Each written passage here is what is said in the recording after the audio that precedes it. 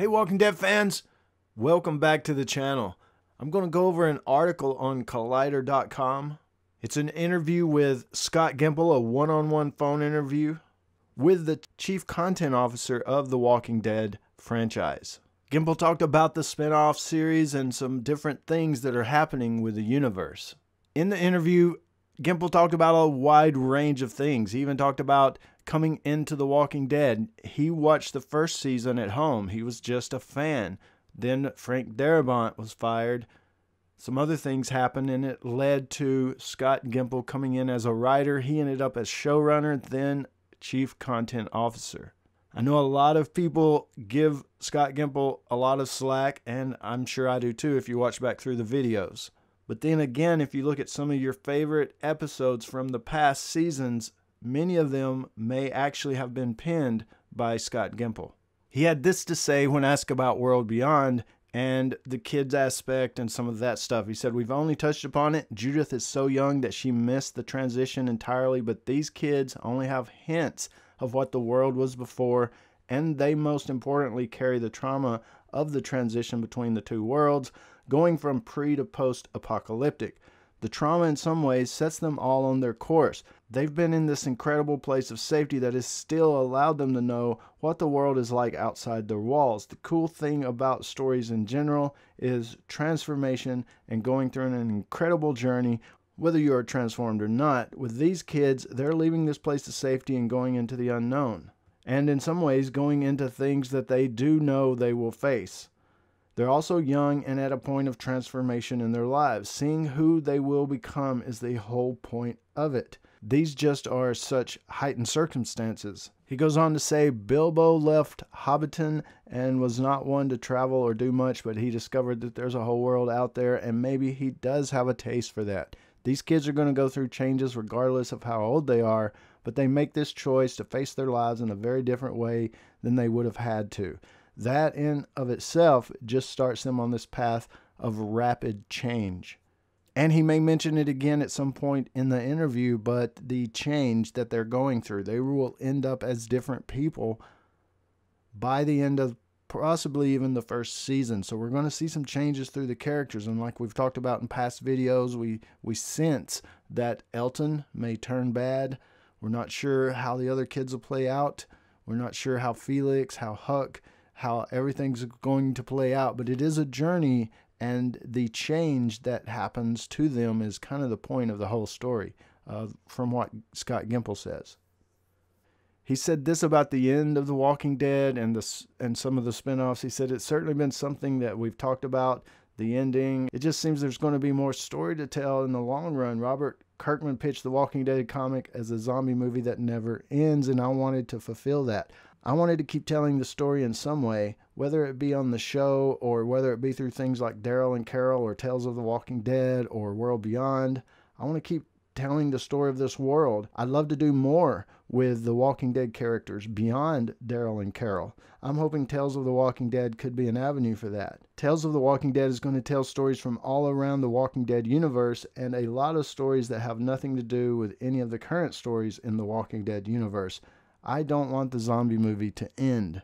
He was asked about maybe seeing something that could be set in the future.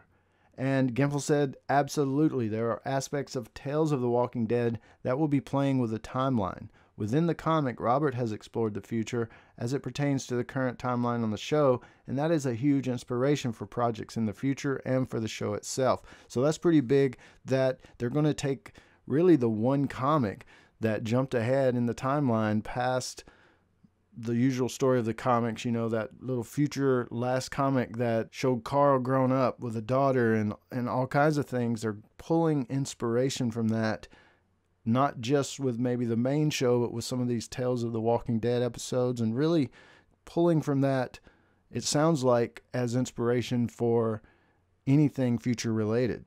And then one of the biggest questions and answers I think that came out of this, the question was, do you feel like we could see Michonne pop up again in the movies or on a spin-off series of her own?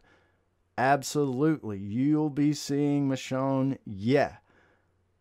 We're going to be telling stories with Michonne again. The end of her on the series was, in many ways, the start of her story. Hell yeah. That's what I'm talking about.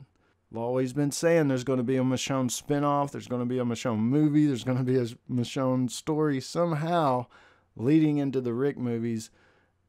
And there it is. We just don't have a lot of details yet. Well, we really don't have any details yet except that. And the question, what do you hope audiences take from the first season of World Beyond? How much resolution will they have to questions that are already arising? And how much are you also setting up for where the next season would go? Gimple said there's a lot of resolution and a lot of revelation. There are a lot of discoveries that are made along the way that affect everything. A big part of the end of this first season is seeing who these characters are becoming. They're starting in a very safe situation, and they're starting in rules to a degree. Those rules are going to change drastically by the end of the season. I think that's one of the great joys of that series. We'll see who they are by the end of the first season and how it affects how they deal with the discoveries that they make, which informs the next year. He was asked about the sisters and their relationship, and he talked a little bit about it, and then he said that they have each other's back, but it's the world that will challenge that. It's situations they find themselves in that will challenge that love and togetherness. It really felt cool to have these very different characters push each other, make up for each other's failings, pull their strengths, and explore the world in different ways through their eyes because they're so different, but see them at the end of the day like it's both of them against the world. So hopefully Hope and Iris will stay together and stay sisters and won't split apart and one of them become a bad guy. He does confirm that they are legally sisters. I know a lot of you weirdos out there says, hey, Hope, look at her skin. It don't look like the rest of them. You don't look like the mom and the sister and the dad. And come on, guys. Why you got to be all like that in that way? You've never heard of adoption, and that couldn't be a thing, even in the Walking Dead world. It's a given, you know? Gimple goes on to say the entire group, all 6 of the people that escaped or got out of Campus Colony, they're on the same page in the same situation. So he did talk about a few other things. I will leave a link in the description below so you guys can go check out the rest of the article if you want. But I wanted to kind of touch on a few different things here and there that he said about some stuff, but mainly the Michonne aspect of it.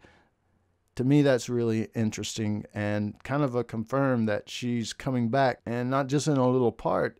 The way it sounded like, it's going to be big. He said it's just the start of her story in a way. That's crazy cool. And looking forward to any other information that starts coming out on that and doing some reviews and seeing what it is. That'll be exciting.